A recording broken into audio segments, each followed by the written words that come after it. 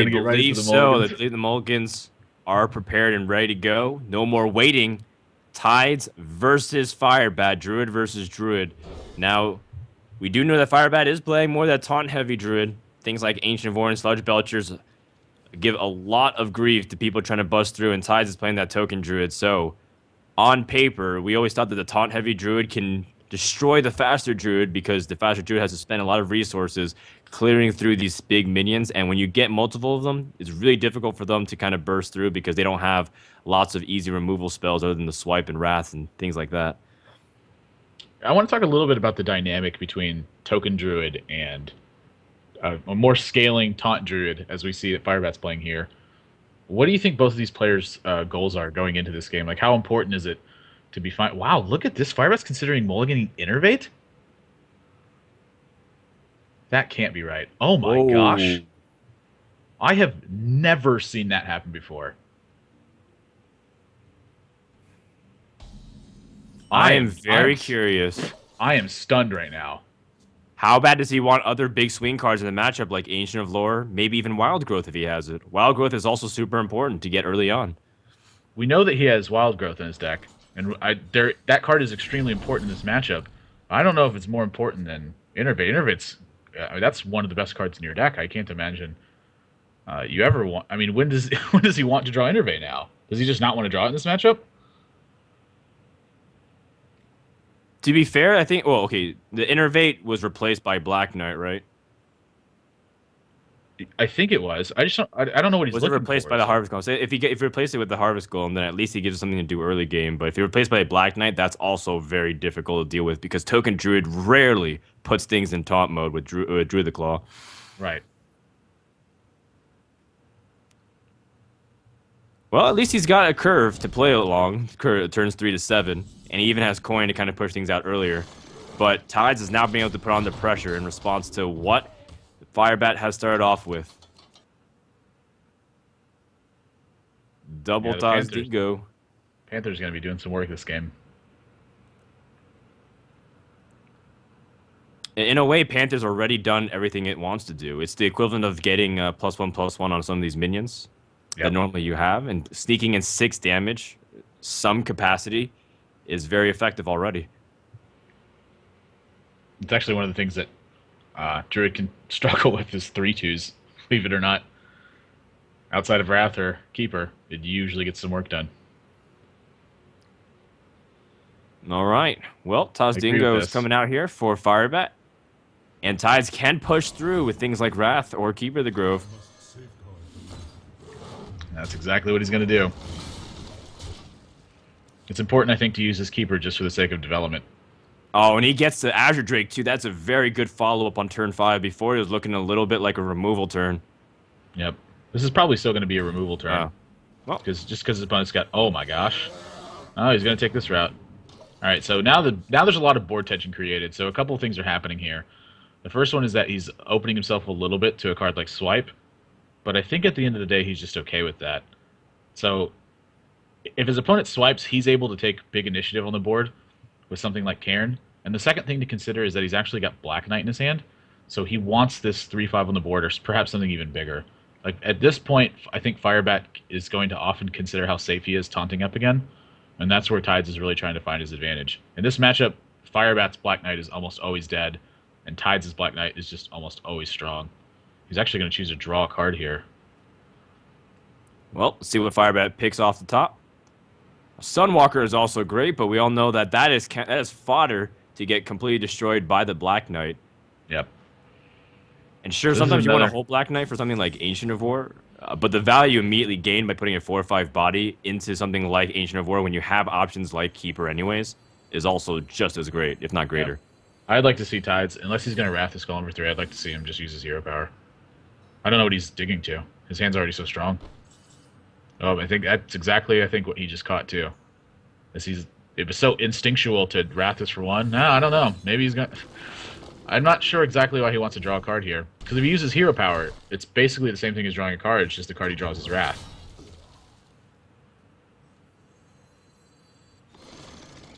It seems a little strange to me. Here, I just would have...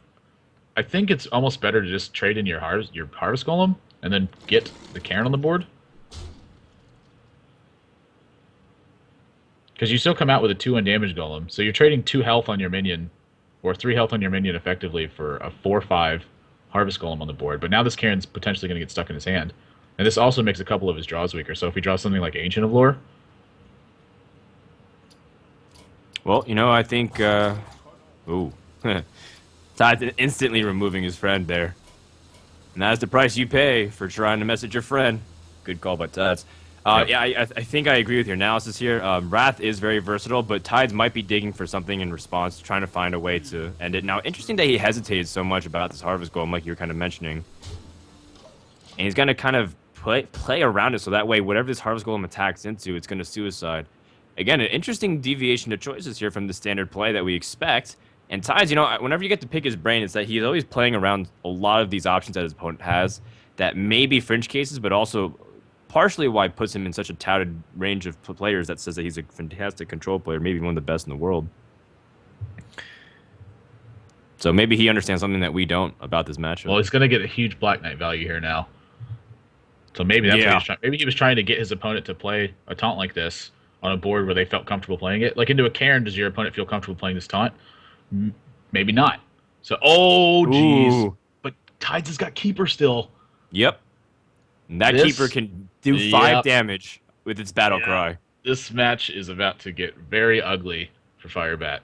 Keeper plus the ability to follow it with something like Power of the Wild is just gross. Oh, man. And now TidesofTime has completely seized control of this matchup. Yeah, I think he's considering going all face, too. I don't even think I'd attack this 5/5. I think I just go straight. It's 5 damage right now when you have Savage Roar and a Charge Druid in your hand. And plus, if you draw Force Nature, your opponent's going to be sitting at 11 with you having Savage Roar in your hand. I think the damage is... I think 1/3 of your opponent's health is too much to pass up for a 5/5. Because the other thing, too, is that 2 of your minions are just resilient to attacks. So even if your opponent attacks those, it doesn't really accomplish anything. So you sacrifice your 3/5, and you get 5 extra damage on your opponent. Well, Tides plays a little bit on the safer approach, even though he is playing the faster deck. I understand what you're saying. I guess he doesn't want him to lose value by killing the Keeper immediately. Yeah. The trade-off is that you get to end the game this turn. I think he still ends it, though. That's way more than enough for lethal, I think. Yeah, that's 15. I think so, with Druid of the Claw and the charge mode. Yep, that's 17 damage that Tides has. Boom. And TidesofTime is going to win game number 1. Firebat is on a 4-game losing streak with some questionable decisions that we don't necessarily agree with, but maybe he has a mindset of it, but at the same time, becoming his own enemy at this point. Regardless, the mulligans are ready for game number 2. I'm not sure if that's actually the case, but here's hoping that he's going to be able to turn around. Yeah, sometimes you just get fancy play syndrome. Don't we know? Sometimes you just got to hex the damage golem. Sometimes you got to do that and win the game. It was a 2-1 harvest golem, at or least. It wasn't a damage golem. And that mattered. That play won me the game. I don't care what anyone says. You guys go watch that replay. I hexed a 2-1 harvest golem on turn 3. Yeah, I did it. And so you won. Because of that hex, too. I don't care what anyone says. Hey, this is a decent opening hand here from Firebat, though. He's got Freezing Trap to fend off against potentially a big Innervate play. But against Token Druid, it loses a little bit of value. They have cards like Ardent Squire and, again, Haunted Creeper. But Unleash the Hounds and Buzzard is the combo you need in this matchup in order to put things really into their place. Well, double Freezing Trap isn't exactly necessary. So Firebat kind of whiffing here on draws for things to do. At the same time, I wouldn't blame him for just playing up the Freezing Trap on Naked turn 2. It, again, disrupts the tempo, like you said, and it can throw a big wrench into things if they choose to innervate something out. Yep. All right, Tides' hand is pretty good, too. He's got double Violet Teacher. He's got Power of the Wild. You know, he can coin it out on turn 3, turn 4 Violet Teacher, and then just push out an insane army with 2/2s. You do kind of make yourself prone to Unleash the Hounds, but at a certain point, you can't really just keep respecting Unleash the Hounds. We've seen multiple times throughout the tournament that some players, as much as they're playing into Unleash the Hounds, they're forcing their opponents to have it. They have to have the Buzzard and Unleash the Hounds to get even full value.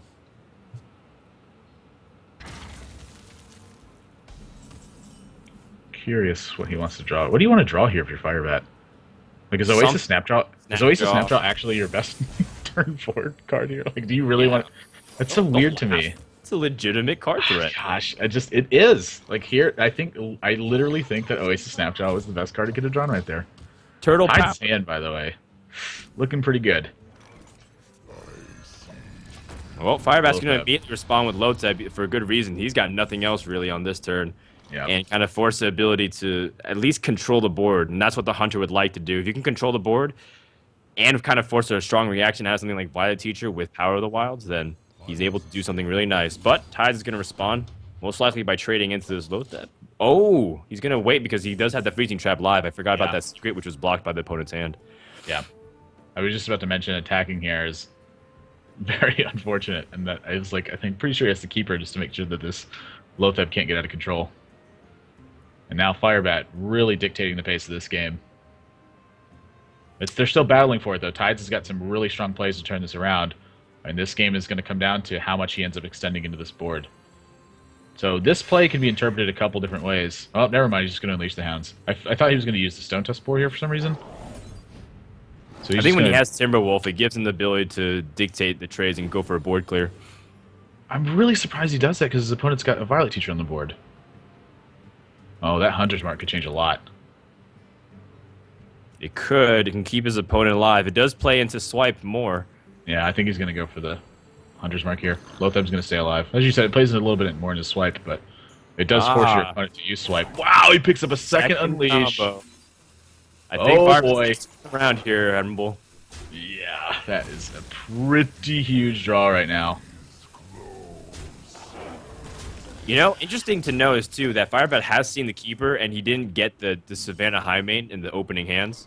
And that would have been a really powerful thing as well. Oh The my gosh, that is a huge draw.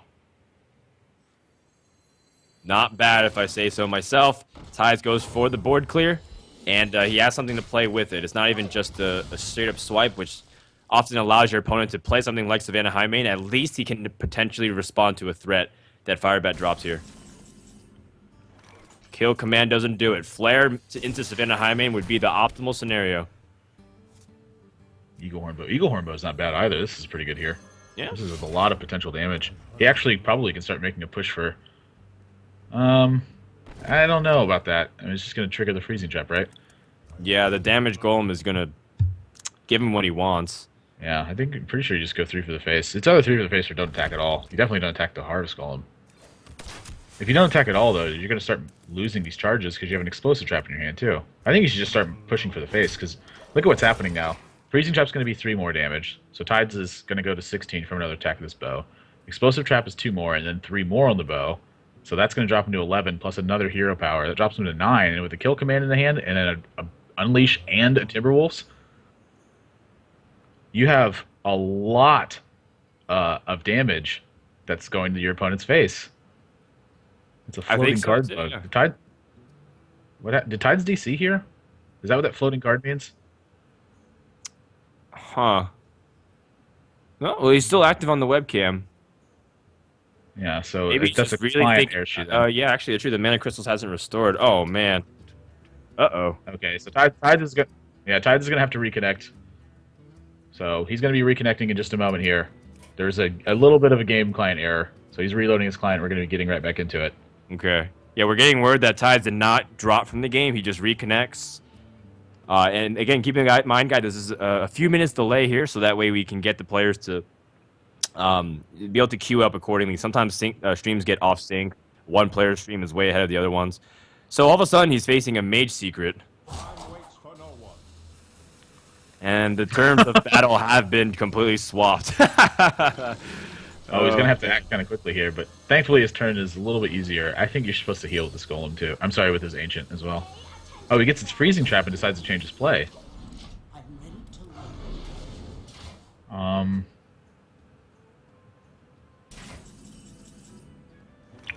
Interesting. I wonder why he deviated from Ancient Lore.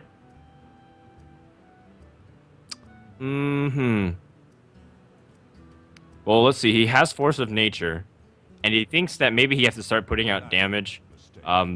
He did say a natural mistake. I wonder if that was only because he took a long time and he DC'd, or he actually thinks he legitimately made a mistake. I think the Power of the Wild also can kind of put things outside of the explosive things range and maybe can push for damage. Although I'm not exactly sure either. He is coming up closer to the turn 9 mana where he can just use Force of Nature Saboteur if he draws into it. But I do like the play of drawing or playing the Ancient of Lore and foregoing drawing to heal yourself. This is going to be a very close game, actually. Savannah Highmane. Ooh, that might make it not so close. Well, maybe, maybe not. You know, there is Wrath, there is Power of the Wild. You can go for trades. It's maybe not so obvious if to go for this play. And Firebat's hovering over the idea of maybe playing Explosive Trap. Like you said, you have a lot of damage. You have Unleash and Timberwolf. The more you let your opponent build the board, is there a way to potentially let your opponent lethal himself the following turn? Well, the attack on the 2/2 says that he's definitely considered Wrath at this point. Wow. Oh, man. Yep. That's a really strong response. Yep, and the Savannah Highmane goes down for free tempo here of Tides. He's able to squeeze in good removal while being able to pressure his opponent. Of course, we know that this plays directly into Unleash the Hounds once again. Or And Explosive Trap. that might give an option for Firebat to be able to go for a full board clear while being able to improve his board position. Yep. It's hard for Tides to make a push for lethal here without having a few minions on the board. So this is a really strong Unleash the Hounds turn, but he also gets to follow up with Explosive Trap to prevent like another Force Nature from being able to make a big push if his opponent is a little bit careless with his minion order. And the 3 cards making a big impact here. If he picks up a second kill command. Now this game has gotten really weird because these 3 draws are not. These aren't what you wanted. So he's got to figure out how he moves forward here. And he has a defensive position to take, and he has an offensive one to take. And with having this many strong cards in your hand, I think it makes a lot of sense for taking a defensive position because he can clear this board down. He's got an Eaglehorn Bow with an Explosive Trap, and he's got 3 strong minions with 2 Animal Companions and the Houndmaster. So he's really got to consider how these next couple of turns unfold and what he anticipates his opponent's going to do. Because Tides is down to 5 cards. We know that 2 of these minions have been freezing trapped at this point. A Haunted Creeper and a Harvest Golem. So your opponent only has an unidentified range of 3 cards. How do you go forward? I like drawing more cards here too. You don't need that Timberwolf anymore because your Unleashes are all gone. So it's better to just cycle it. He's reaching for the Explosive Trap. So he's going to go for the Violet Teacher clear and then hopefully... Oh, or is he? I think he's going to position himself so that the Violet Teacher might kill himself if he goes into it? No? Firebat. Moments of hesitation as the rope burns down. Well, Interesting choice. This is a kind of a strange position to be in too if you're Tides because it's hard to race against that. And at the same time, it's like, do I want to attack into these minions? And the answer is yes, you do want to attack into these minions, and now it's a matter of how... Oh, Tides took... never mind, I thought he attacked the buzzard with his face. I thought he took an extra point of damage there. So, Explosive Trap not really pulling a lot of weight. The heal is so critical too here. I think Firebat read this hand for no Ancient Allure because it wasn't played already, and that may have really thrown him off his game plan. Maybe, maybe not. He still has really powerful turns. Whatever he rolls and the Animal Companions, things like Houndmasters can also be high impact. He still has Kill Command to control the board state. So it still hasn't gotten away from him whatsoever, and he's still floating at a good, comfortable life lead. And it's not exactly the easiest to just throw down the combo if your opponent has Explosive Trap. You're forced to hero power and attack before you can do anything like that.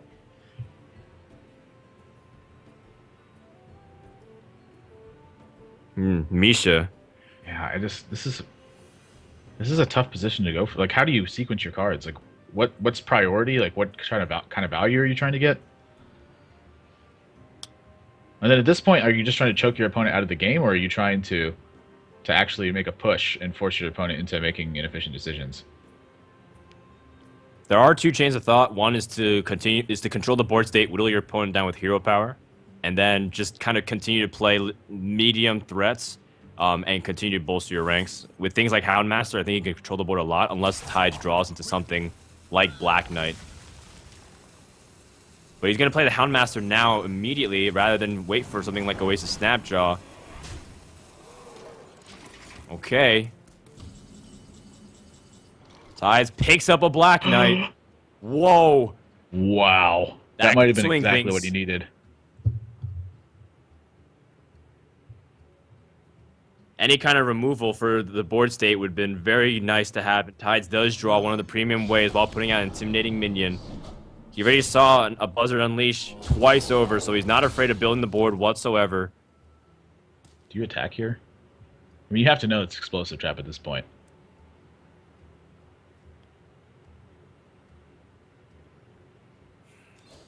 Do you power the wild first then? Just so that way you don't die to explosive trap. I think so. He realizes it's not freezing trap. He doesn't want it to be misdirection either, and on the off chance where he attacks into one of his own creatures, or even worse, sets himself up for lethal.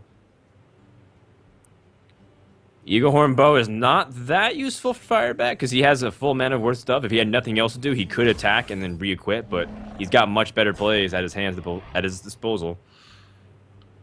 Second Misha. I wonder how much Huffer changes this if he makes it. So it'd be 8 to be 11, 12, 13. Huffer would have been a really big roll. That is true. Firebat getting a little unlucky there, but at least, even if it was Leok, it allowed him to be able to trade a little bit more effectively, too. See, Firebat is going to go for this web spinner, too. That could make him a little bit more resilient to things like swipe, because then he'll at least be able to pick up another minion to potentially draw and swing things. How crazy would it be if Firebat somehow pushed for damage and drew a King Crush if there was AoE removal at this moment?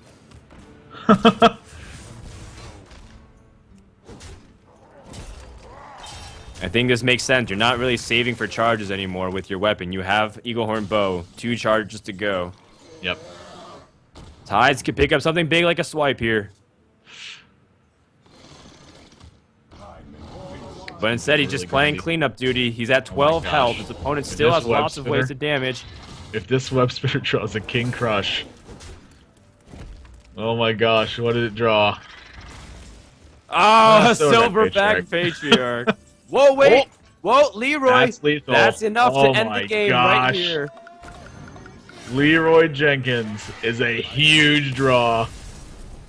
And that's going to be game 2. That's game 2 over to Firebat now. He ties the series up. And Tides has got a pretty easy choice. Tides is ready to go, so game number 3 will begin. And we'll see the opening hands of both players. Tides is going to... Oh, no. Hold that thought. Tides is going with his Hunter and using it to kind of anchor for the rest of this series. Going to use Zoo to anchor for the rest of this series. And you know what? I mean, not the worst pick because at best it seems like it's even for the Hunter Mirror. It really, again, kind of dictates a draw. Sure, you're not on the coin, but you're probably going to hit that Savannah Hymen a little bit earlier if you're able to control the board better. I'm really intrigued that he chose to go with Hunter here. As you said, it's an even matchup because it's basically a mirror match. But was Tides running bow or traps? I don't actually remember if those are in his deck or not. It doesn't come off. It doesn't ring a bell directly. Yeah, but I want to say yes. If he's not playing bow or traps, or rather if he's not dedicated very heavily to bow and traps, I think he does get a little bit of an advantage because he has his extra minions to go with it. Tides draws a starving buzzard. That can be a big difference. That could be all the difference in the world. The card advantage can sometimes just blow out the game too because you have better answers to your opponents. And I think he can use this the Stone Tusk Boar to kind of call the gamble. He's really hoping it's not explosive trap in some way, but he can kind of force the freezing trap to trigger on the Stone Tusk Boar. Wow. He draws a flare too. Do you just wait now? Is there any consideration of just waiting because you drew flare? I'm not exactly sure. I'm liking Tide's position right now though, especially when he draws flare. And his opponent has double traps to follow this up as well, so he's able to gain some tempo and card advantage. That's just the power of Flare in the mirror matchup. Yep. Ooh, that's a big one. And I don't know if you attack this Haunted Creeper or not. I think you just go for face. So interesting. The Haunted Creeper increases your opponent's board power. You just don't want to attack into it and give your opponent more options. Weird. What a strange card. It's very rare that killing a card makes it stronger. Certainly. This Animal Companion, if he chose to play it, which I don't know if he is because he's hovering over Houndmaster, but if that Animal Companion, that is also a very dangerous game to play. Yep. I think this is a really strong position for Tides here because now it's like both of these players are kind of reluctant to attack for a moment. Like, does Firebat really want to attack his Misha into this Haunted Creeper is just he's gonna kill his own Misha basically if he does that, unless he wants to use a Stone Tusk board to prevent that from happening. Which it looks like it's what he's gonna do. Oh no, he's just gonna play Oasis Snapshot. So he's accepting the fact that his Misha is just gonna die, which is, it sucks. But what can you do about it? I guess you could just not attack, but I think not attacking is, there's a lot of consequences of not attacking. Like the 4/3 is just gonna crash into it afterwards. You do want to take care of the beast. Beast synergy is actually really important. Yep. And his hand is looking really lackluster. He needs to find an Eagle Horn Bow or something else that can really give him a big advantage, but I don't know how many cards outside of Savannah Highmane or Eagle Horn Bow can really give him a big advantage right now. And going into turn 5, he'd rather draw the bow than draw Savannah Highmane. Scavenging Hyena, second Stone Tusk Boar, second Flare. He is playing 2 Flares. I think 2 copies of Flare is actually fine, because one of the things in this deck you want to do is just dig to the right cards. So it just helps thin your deck out. And then when it gets value, it gets a lot of value. And in a tournament scenario, your opponents are forced to play with a lot of classes, so Freeze Mage isn't an unreasonable option. Flare just breaks up in that matchup. It's so hard to lose if you have 2 copies of Flare. So a lot of that coming into account. Now, as for the choice, Scavenging Hyena, Stone Tusk Boar. There is a lot of validity to picking up Stone Tusk Board if it fits the mana curve and you're able to utilize it very well. And we saw it has versatile uses, not only for removal, but even proccing traps. Yeah, I think that taking the Scavenging Hyena here is fine. In fact, I even think it's kind of an easy choice. But something to note is that when you're tracking like this, if you select a card too fast, it lets your opponent know that it was an easy choice. And sort of what we've been seeing from Firebat, it's kind of good to give your opponent the illusion that you have tough choices. It's not necessarily that it's tough for. I'm pretty sure you're supposed to go for the Scavenging Hyena here. It's not that you don't want your opponent to. I kind of lost my train of thought here.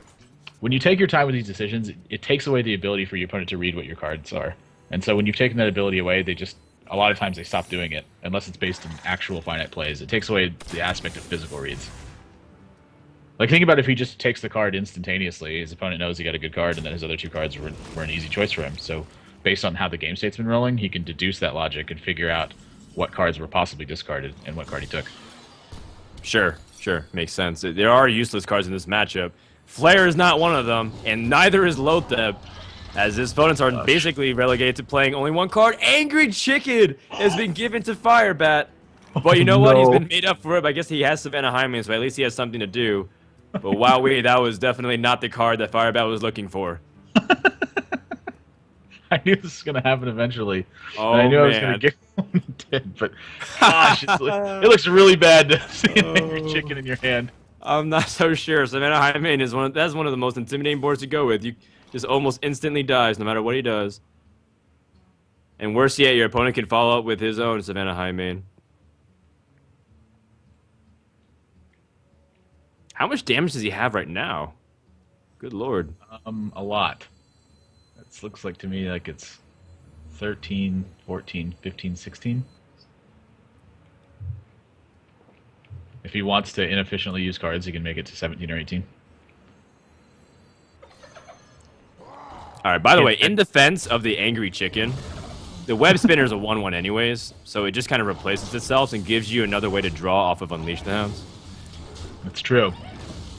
As well as an enable kill command. And you can get Houndmaster, so boom. I want to see a Houndmaster and Angry Chicken. And I want to see it hit 8 power.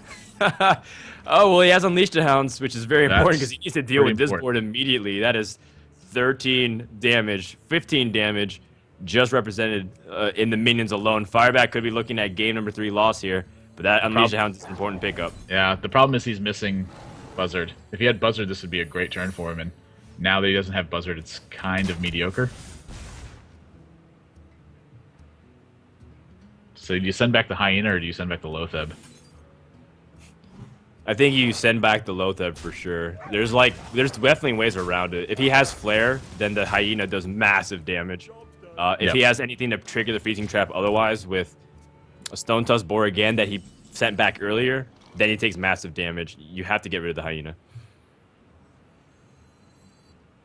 By the way, this boar, Once again, going to be 3 mana. Hero boar. That boar is like a flare. My goodness. A flare that you buy back.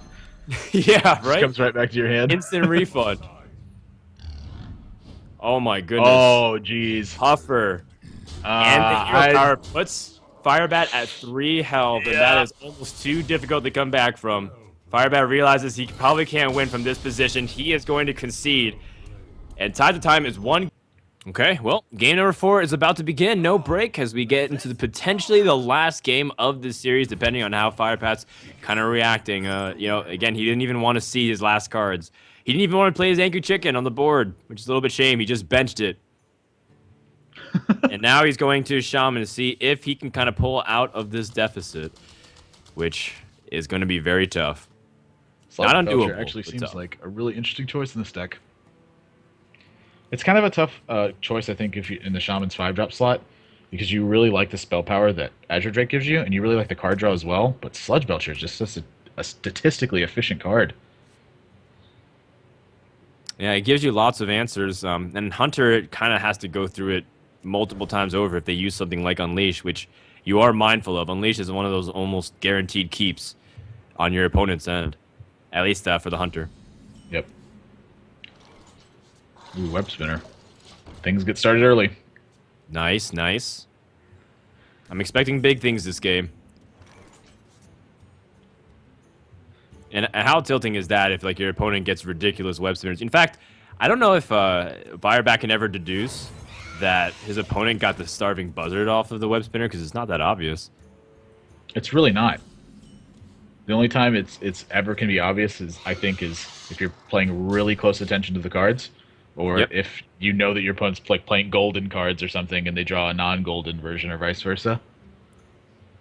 For all he knows, maybe he drew Savannah Highmane, and that like tilts him even more. Just like, oh my god, I can't believe maybe he drew this Highmane off of the web spinner. I drew Angry Chicken. That might be Yep. tilting as well. Just another reason why it's important to pay attention to where the cards are in your opponent's hand. Sure. All right, web spinner. What's it gonna be? A river crocolisk. Okay. Not too shabby. That's something. Well, second web spinner as well. Ooh. Wow.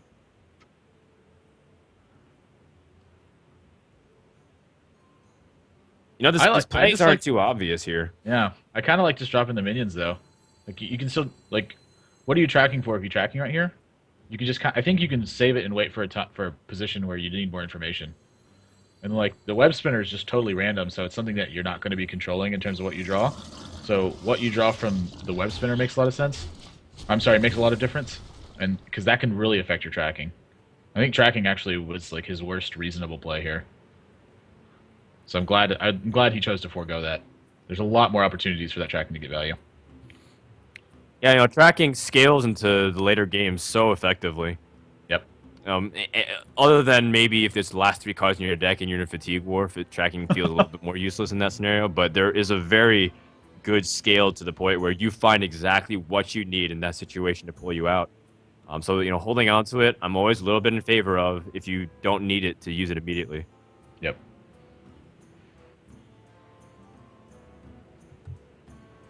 Now, Firebat, on the other end, he picks up an Unbound Elemental, so he has things to do. How do you kind of piece it together, though? Because as much as the Unbound is great for board, you know, dropping it and allowing your opponent to respond to it when you have ways to immediately buff it with Lightning Bolt the following turn on, like, the River Crocolisk, all of a sudden make your play not as obvious this turn as you thought.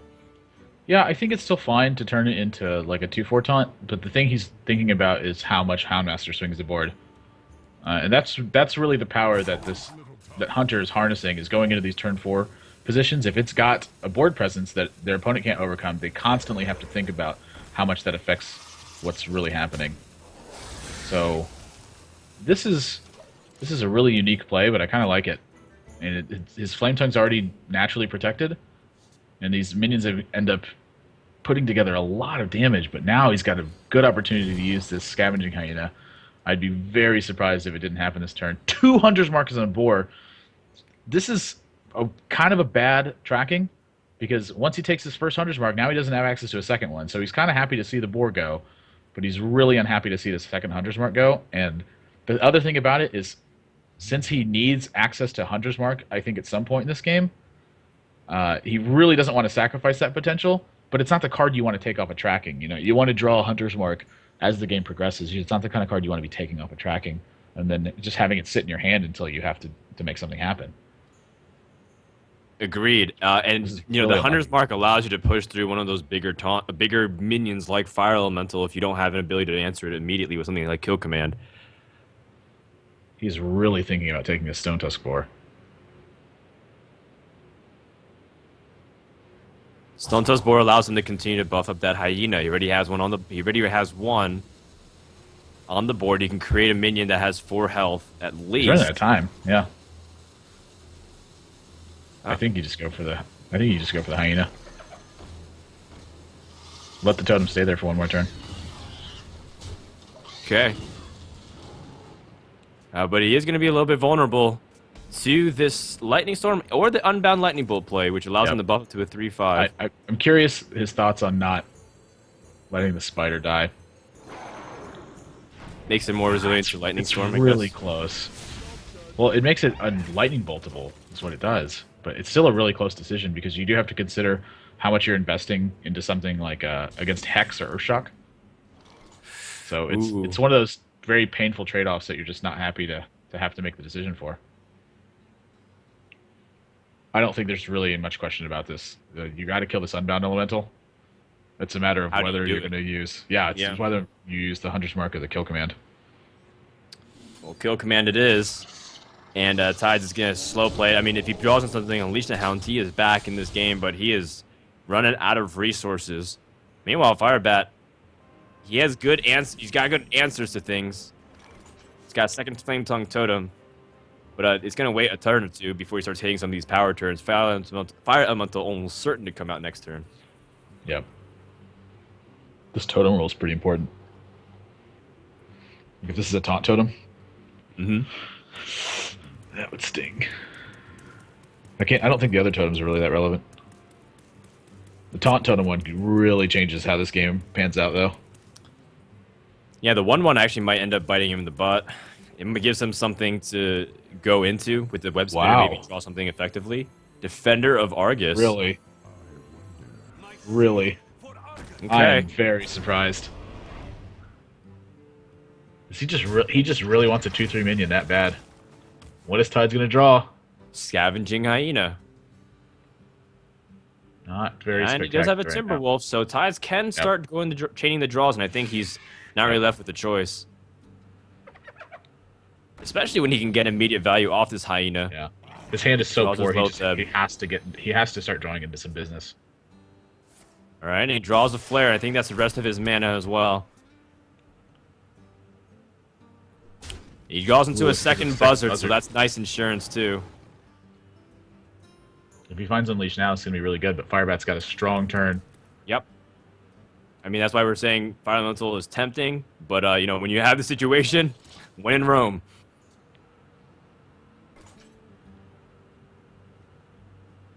Oh my gosh, and he draws Feral Spirits. This looks like a Lightning Storm Feral Spirit turn to me, but you can really justify using Fire Elemental too. Like if you just Fire Elemental the 3/5 and then attack the Buzzard. It's such a strong position to be in. And if you Lightning Storm here and you fail, it can get really bad, so you'd have to attack, I think, with the Defender of Argus first, if you're going to do that. Sure. I still think this is better, though. I think this is his best option. Yeah, Just I like protects Feral the Spirits card. as a follow-up, too. Yeah, Because your opponent just... Go ahead. No, I was saying I like Feral Spirits because the Overload's going to continue on, and you have it out now versus you're not going to play Fire Elemental the following turn, and it gets more difficult to kind of squeeze it in. So I like the density of it right now. It's also important to not play the Fire Elemental after your opponent's just drawn like 4 cards in a row, because they're so much more likely to have a card like Hunter's Mark after that. Sure, sure. How likely is it that Tides draws something like Unleash the Hounds to climb back in this game? Well, that's definitely what he's gonna need. I think he's just gotta, he's just gonna rip it. Well, Timberwolf Whoa, keeps it alive. one more draw. Oh, man. Oh, he hits it. My Oh, gosh! no. Firebat is devastated. He throws his arm up in a rage because, and for good reason, his opponent hit the exact cards he needs. Not to mention, you got the Timberwolf to slide in as well and give effective trades. Wow, that is very devastating if you're Firebat. And Tides already saw a lightning storm, so he's already kind of just playing around, not even playing around it. Well, I don't think that you're supposed to Hunter's Mark there. Like, what importance is the Flame Tongue Totem? And then, like, you just threw a Hunter's Mark away for 1 point of damage? Oh, man. Yeah, a little bit hasty of a use. I'm not sure it's going to end up mattering because his hand is really strong right now. And Firebat is staring down a brutal board. My goodness. Well, Alec here is his best shot of not taking game-ending damage in the next couple turns. Like, Fire Elemental just does not deal with the board enough. Do you trust your RNG enough to answer with a top deck Lightning Storm after an Azure Drake? That might be your only option. Because if you take a look at what's happening, if he uses Alec here is going to pick off 2 of these minions and then die to the rest of them. So you can do something like attack the Lotheb and then attack the Buzzard. Now, I think this is his best chance to win, honestly. This isn't like this isn't a big board impacting game, but he's got to draw. I think he's just got to draw Lightning Storm or he's going to lose. He's still got plenty of cards in his deck. I don't know how many are remaining, but I do know that the odds are kind of low. Firebat could go with the safe play, and he does. He goes for the Alec here. And this is, again, his tournament life on the line. He doesn't like doing this. By all means, the game will still continue on for a couple of turns. But when you use one of your most potent cards here in a defensive manner like this and not really picking up insane value, yep, you got to be feeling pretty helpless. So he's stuck with 2 Fire Elementals in his hand, basically, for the rest of this game. Oh my gosh, and it's Savannah Highmane. All right, Tides rolls a Misha as well. So his board is looking pretty strong. I think Firebat needs like a Hex right here. And even then, Hex gets a buff from the Timberwolf. He needs a lot of things right now. Well, I think he needs Aspirin first, so somebody gets some to him immediately. Stat. This game's done like dinner. He needs a miracle to get out of this. He's got to draw so many cards in a row. Okay, well, Hex could be one of the important ones. Rock Biter. That's not what he needs. And Firebat concedes.